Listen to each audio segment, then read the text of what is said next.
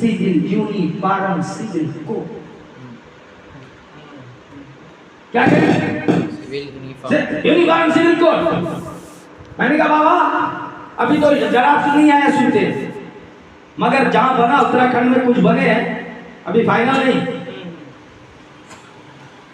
नहीं है, मगर हमें परेशान किया जा रहा है, हमें तकलीफ दिया जा रहा है। यहाँ का पीएम मोदी का आपके भोपाल की किसी आरएसएस के कॉन्फ्रेंस में ये कहता है भाई एक घर में दो बेटे के दरमियान क्या 2 तरह का कानून चलेगा? क्या घर बाकी रहेगा? सब कहता है नहीं रहेगा। क्या कानून लाएगा एक घर में? तो याद रख बड़ी इंसाफ करता है, औरतों के साथ बड़ी मोहब्बत है। वो इंसाफ है तेरा, तू तो अपनी फैमिली के साथ इंसाफ नहीं कर सका। मेरी फैमिली तुझे याद आ रही है, अरे मगर आप जो उंगली रख रहे हैं जा, ये खतरे से खाली नहीं है, अब रहेगा चलता क्या? अच्छा बैकू औरत बच्चे को साल भर पेट में रखती है, मोदी जी बराबर करेंगे? कीजिए, मर्द भी दूसरे साल अपने पेट में साल भर बच्चे की परवरिश करे, वो क्यों तकलीफ उठाएगी? वो क्यों परेशान होगी? क्यों अज़ियत उठाएगी? ये जुल्म है, इसलिए इसको बदला जाए, इंसाफ लाया जाए। बेटा भी हामला हो, बेटी भी हामला हो, एक साल बेटा अपने शिकम में बेटे को पाले, दूसरे साल बेटा लाओ का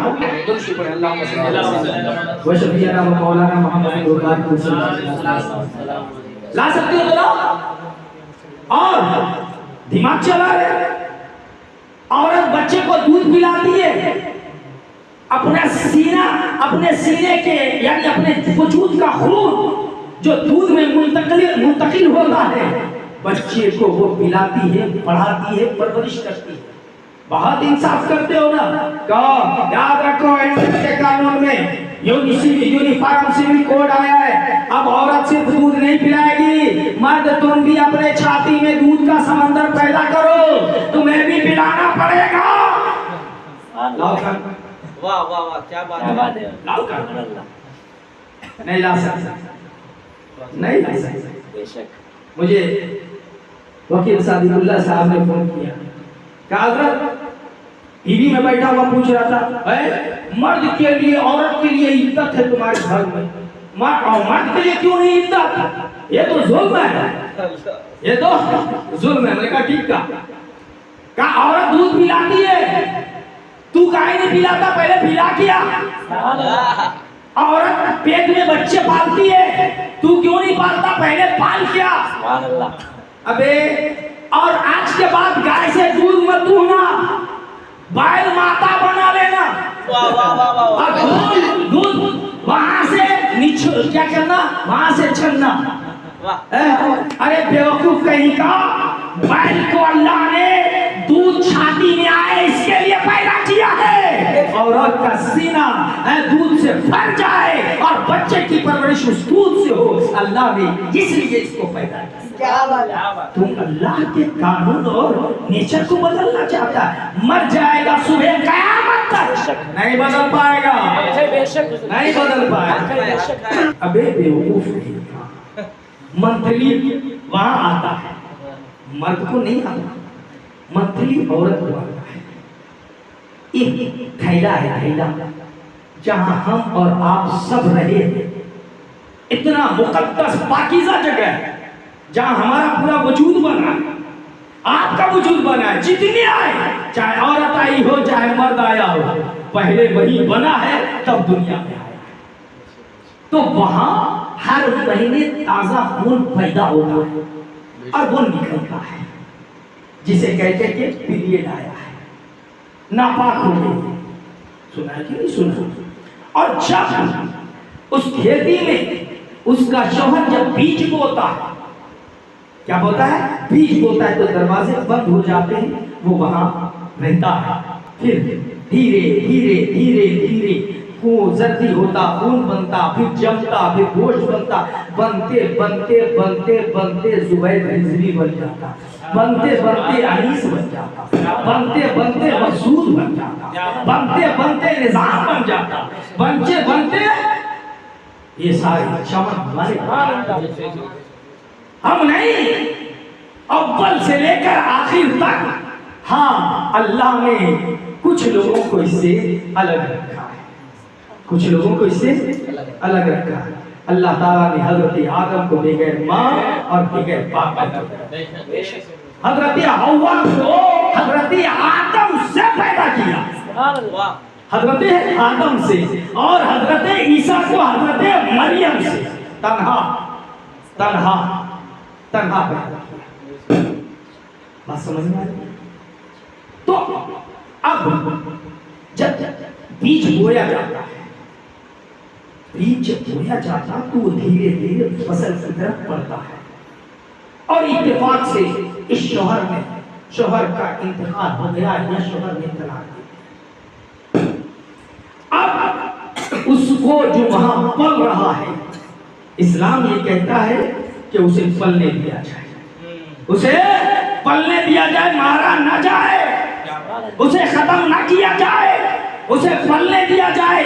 अगर जिंदा आ जाए तो उसे बाकी रखा जाए, और अगर नहीं आया, खत्म हो गया तो खत्म हो गया, और अगर वो नहीं रहा तो भी अनर उसका वो बीज तो गया है, वो बीज शायद फसल दे दे, शायद पौधा उगाए, शायद हमला हो जाए, तो अगर फौरन शादी हो गई, दूसरे शौहर के पास चली गई, फिर वो भी बीज डालेगा तो पता नहीं चलेगा ये फसल किसका है, ये बेटा उसका है या बेटा उसका है। तुझे खचरा चाहिए, तुझे खचरा मुबारक हो, तुझे नकली चाहिए, नकली मुबारक हो। इस्लाम ने अपने मानने वाले को असली अता किया है कि तेरी औलाद है तो वो तेरा ही खून है, इसलिए ये इज्जत रखा गया ताकि वो पवित्र हो जाए, और दूसरे शोहर का जाए तो वो ये कहे कि ये मेरी औलाद है, ये मेरी नस्ल है, ये मेरा खून है। ये तुझे समझ में नहीं आएगा, मर्द को पीरियड नहीं आता, वो थैली नहीं है, मर्द के पेट में बच्चा नहीं परवरिश पाता है, इसलिए सफाई की मर्द को जरूरत नहीं होती है, इसलिए यहाँ इज्जत नहीं है, वहाँ इज्जत है। ये इस्लाम तू नहीं जानेगा, अलग अलग है।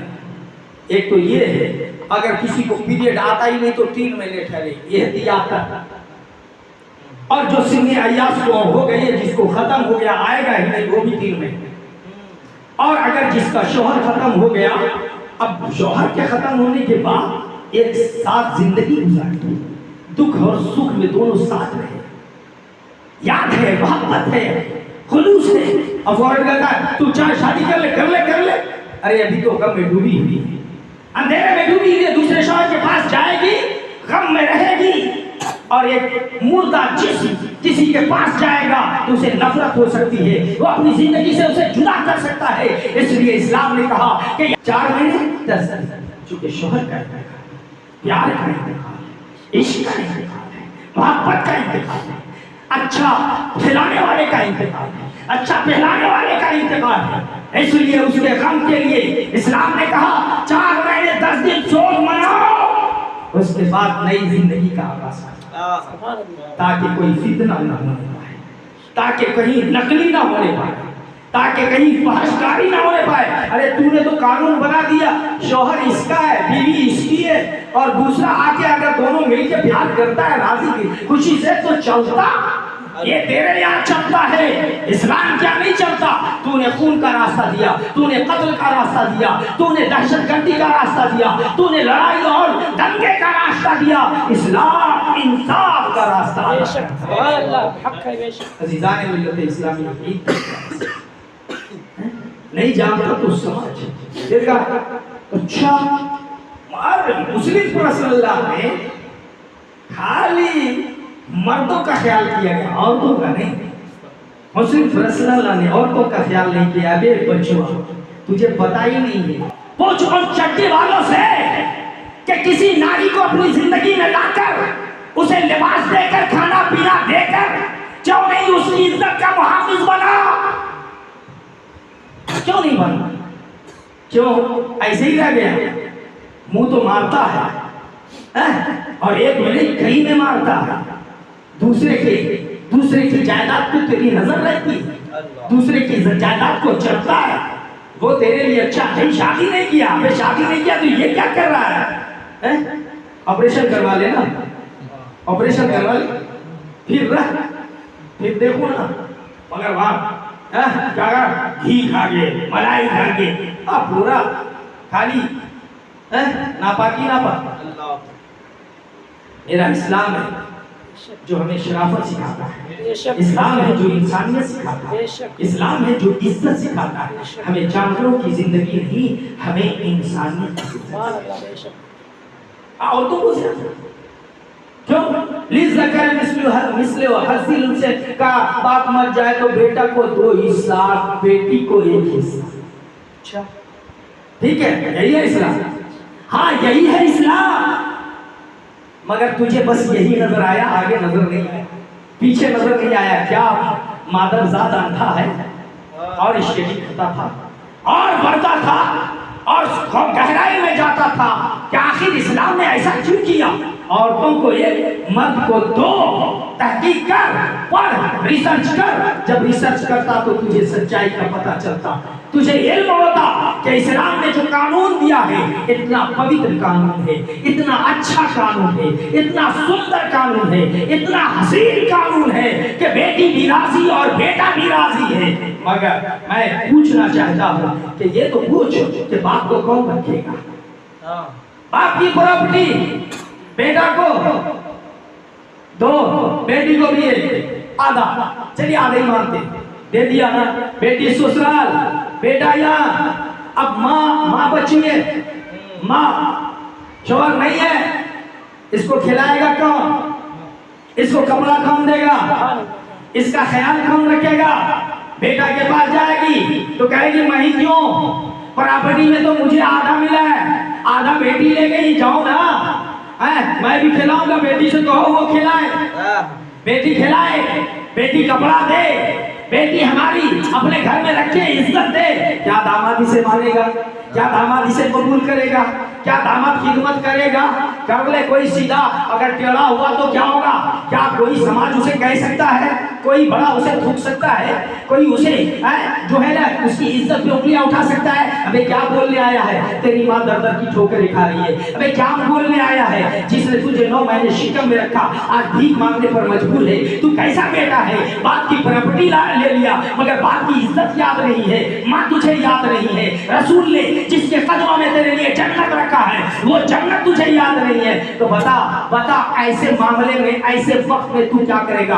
कौन सा कानून उस वक्त आएगा? इस्लाम ने आफाकी मजहब है, इस्लाम जो सब कुछ जानता है। इसलिए पहले ही जो कुरान नाजिल हुआ, बेटी को 1 बेटा को 2 दिया और माँ के जिंदगी भर पोलन पालन की जिम्मेदारी बेटे के हवाले किया। अब बेटा ये नहीं कहेगा एक हिस्सा उसे भी 1 हिस्सा, अरे तुझे तो 2 हिस्सा मिला है, 1 हिस्सा तेरे लिए, 1 हिस्सा माँ की खिदमत की।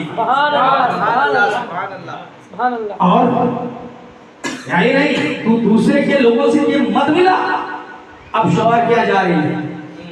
बाप ने पढ़ाया, बाप ने खिलाया, सब कुछ होने के बाद फिर उसे दूसरे शौहर के साथ शादी किया, शौहर के साथ शादी। शौहर और अब बाप क्या कमाएगी? नहीं कमाएगा बाप, बेटी की परवरिश करेगा। नहीं कमाएगा, कमाएगी बेटी।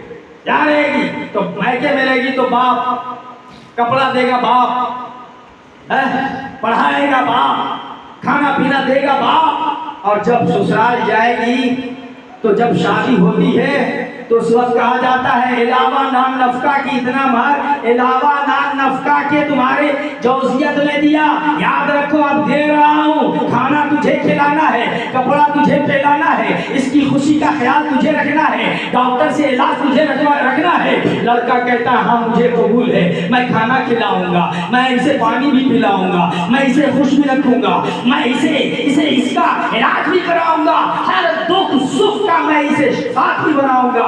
वहां भी औरत की जिम्मेदारी कमाने की नहीं है, बाहर जाने की नहीं है, मर्द के कमाने की जिम्मेदारी है, घर में रानी की तरह रहने की जिम्मेदारी औरत को है। लेकिन शौहर अगर इंतकाल हो गया, शौहर दुनिया से चला गया, तो अब इस्लाम कहता है कि देखा जाए बीवी के पास बच्चा है कि नहीं है। अगर बच्चा है तो माल का, शौहर के माल को 8 टुकड़ों में बांटा जाए, 1 टुकड़ा उसकी बीवी को दिया जाए। अब शौहर के माल से भी इस्लाम दिला रहा है, किसको? बेटी को दिला रहा है, औरत को दिला रहा है। यहाँ क्यों देख नहीं रहा है? और अगर बेटा नहीं है, बेटी नहीं है जाने वाले का, शौहर का कोई नहीं है, तो कहा चौथा हिस्सा माल का 4 हिस्सा कर, 1 हिस्सा बीवी को दे। अब जोड़ ले, बाप के यहाँ 1 हिस्सा 4 हिस्सा, या माल का चौथा हिस्सा, या माल का 8वां हिस्सा शौहर के यहाँ से मिल रहा है। जरा मिला ले, औरत को मर्द से ज्यादा हिस्सा नहीं मिलेगा। तब आके बोलना, पता ये चला तू इंसाफ क्या करेगा? इंसाफ तो इस्लाम ने किया है।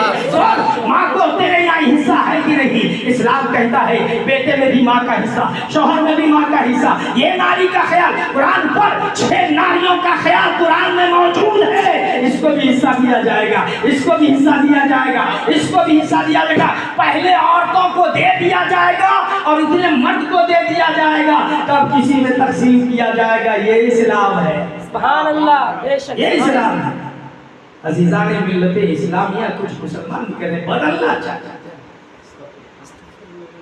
एक ये, दूसरा हलाला, मेरे लोगों को भी मालूम नहीं हलाला।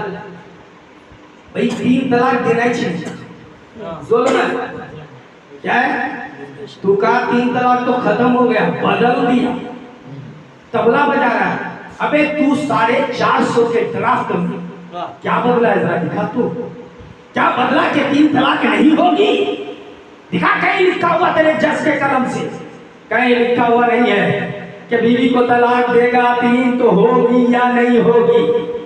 कहीं जिक्र नहीं है तलाक होगी कि नहीं होगी, बीवी रहेगी कि नहीं रहेगी। बल्कि लिखा है कि इसको 3 साल की सजा, 3 तलाक देना जुर्म है, इसको सजा और 3 साल की सजा और 10 लाख रुपया जुर्माना। 10 लाख रुपया और 3 साल वो अगर मर्द जेल में रहेगा तो उसके बीवी को कौन खिलाएगा? उसके बच्चे को कौन खिलाएगा? कहाँ है तेरा इंसाफ? और बता, कोर्ट में जाने के बाद कभी तेरे कोर्ट ने किसी को इंसाफ दिया? 1 साल नहीं, 2 साल, 3 साल, 4 साल, 5 साल, 6 साल, 7 साल, 8 साल। चप्पलें टूट जाती हैं, जूते टूट जाते हैं, फैसला नहीं होता। फैसला होते होते गरीब मर जाता है, मालदार होता तो भिखारी बन जाता है। ये तेरा इंसाफ है। और इस्लाम बुलाता है, एक दिन में ईमान और कुरान को दिखाता है, अल्लाह और रसूल का वास्ता देता है, मुसलमान उसे कबूल करता है और खुशियों के साथ अपने घर जाता है, बर्बाद होने से बच जाता है। सुभान अल्लाह, बेशक बेशक हक है, सुभान अल्लाह। तू कुरान को पढ़ेगा, कुरान को पढ़ेगा। फिर मजहब की आजादी का आर्टिकल का मतलब क्या है? 25 मजहब की आजादी, 13 मजहब की आजादी, 14 आर्टिकल नंबर 14 मजहब की आजादी। क्या है? मजहब की आजादी। क्या है? मजहब की आजादी। सुभान अल्लाह। तो मजहब हमारे पुरखों ने जंगे आजादी में जो कुर्बानी दी, मौलाना मोहम्मद बात समझ में आई है? हलाला का मसला, अरे तू हलाला समझाइए। 3 तलाक देना इस्लाम में जुल्म है, नहीं देना भैया माना, मगर दे दिया ना, खेल खत्म। अब फिर क्यों कराएगी? नहीं मैं दे दिया, गुस्से में दे दिया, मुझे होना, अब नहीं होना। अब होना है तो तुझे सजा मिलेगी। अब औरत क्या करेगी? इद्दत गुजारेगी। भाई तुम्हारे निकाह में नहीं रही, तुमसे कोई रिश्ता नहीं रहा, क्या वो अपनी जवानी बर्बाद कर देगी? कौन खिलाएगा उसे? कपड़ा कौन पहनाएगा? इस्लाम ने देखा ऐसी सूरत पैदा हो जाए, ऐसा सिचुएशन आ जाए, तो इस्लाम ने कहा कि नहीं, अब जिसने जुर्म किया है, जुर्म कानून खुदा के लिए भी और तुम भी एक भाई तुमको मौत के घाट उतार दिया, इसलिए ऐसे शौहर की जरूरत नहीं। अब जाओ तुम दूसरी शादी। क्या कहा? दूसरी शादी। कुरान में हलाला का लफ्ज है ही नहीं। हत्ता तंकिह गैरन ज़ौज। क्या कहा? दूसरी शादी। जाओ जिंदगी गुजारो दूसरे शौहर के साथ, अच्छी नई जिंदगी। ये नहीं कहा उससे तलाक ले लो, नहीं कहा रात गुजारा चलिए। हाँ, इख्तियार दिया, उसकी मर्जी। अगर वो तलाक दे अपनी मर्जी छोड़ दे तो क्या फिर बैठी रहेगी क्या? अरे जा तू अपने यहाँ देख, वो बात है ना, बैठी रहेगी क्या? पूरी जिंदगी इधर उधर चलते रहते, उससे तो बेहतर है कि अपने ही। अब इस्लाम ये कहता है कि दूसरी शादी जब हो गई और शौहर इंतकाल कर गया, या शौहर में वो ताकत नहीं है कि मतलब शौहर का इंतकाल हो गया, या शौहर ने 3 तलाक दे दिया, किसी वजह से तलाक दे दिया, किसी वजह से रात गुजारा, शौहर ने शौहर का हक अदा किया, बीवी ने हक कबूल किया, वो तो शौहर है।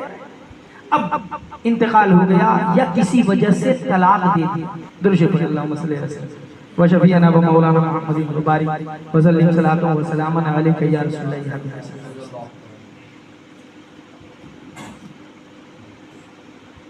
क्या किया? तलाक दे दिया या इंतकाल हो गया।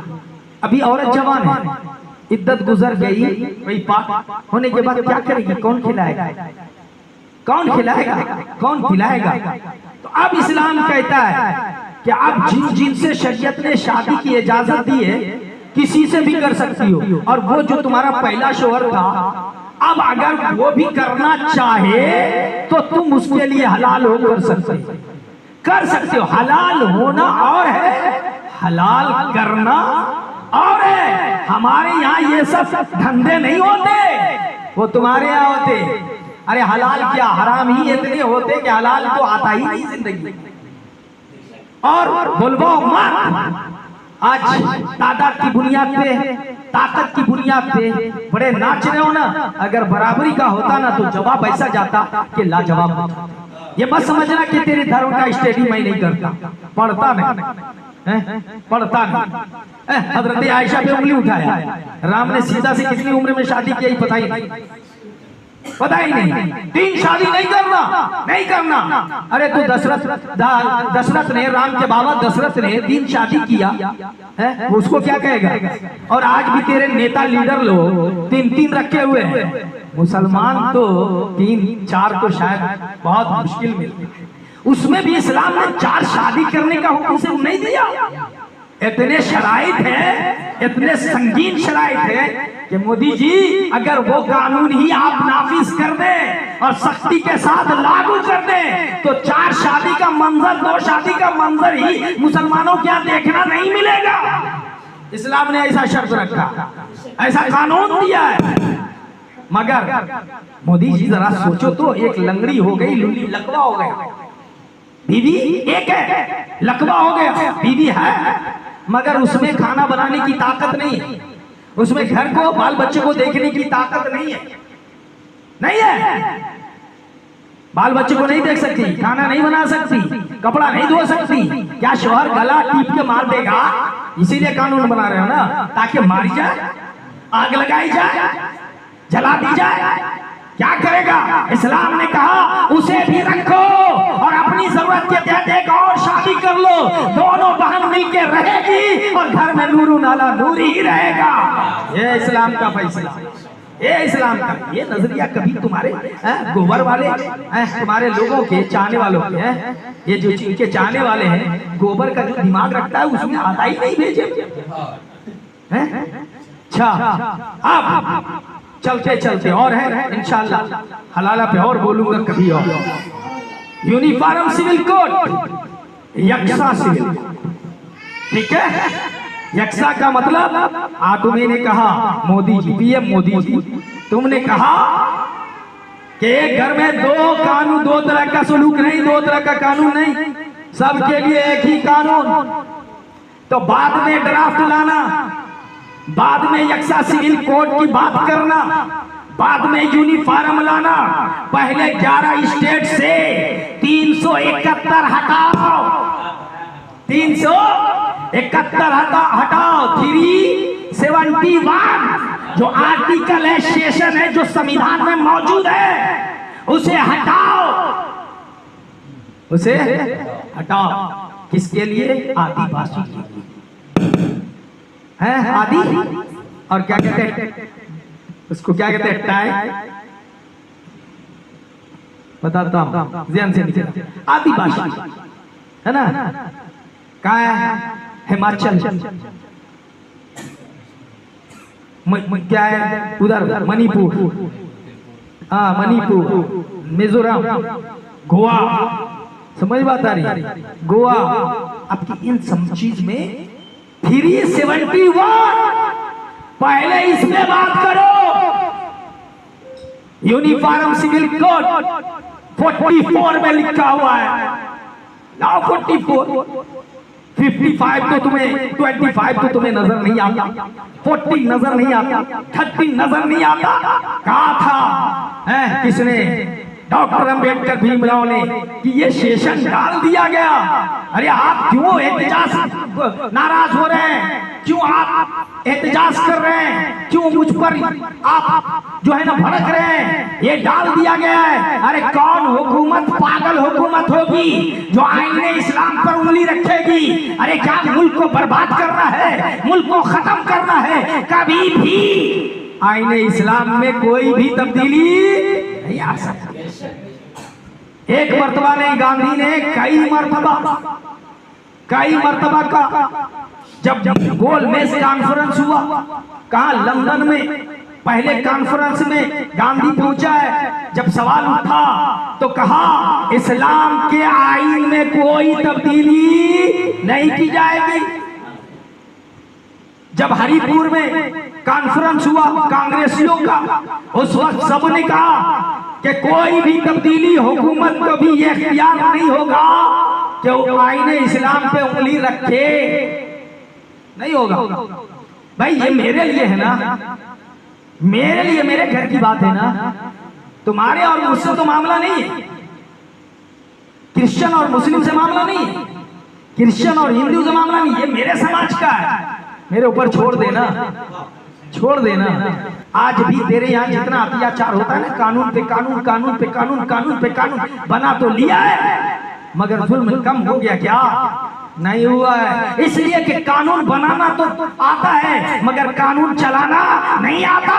कानून चलाने के लिए हजरत उमर की जात चाहिए। ये इस्लाम का अजीजान मिल्लत इस्लाम। और फिर बहुत सारे बदल गए। तो पहले 371 हटाओ, और क्रिश्चियन को भी नहीं छोड़ना, पंजाबी को भी नहीं छोड़ना, सब को लाओ और ड्राफ्ट बनाओ। ये भी नहीं, वो भी नहीं हो रहा, ये भी नहीं, वो भी नहीं। मगर मुझे कहना चलते चलते मुसलमान खुद इस्लाम का विरोधी हो रहा है। उसे पता ही नहीं।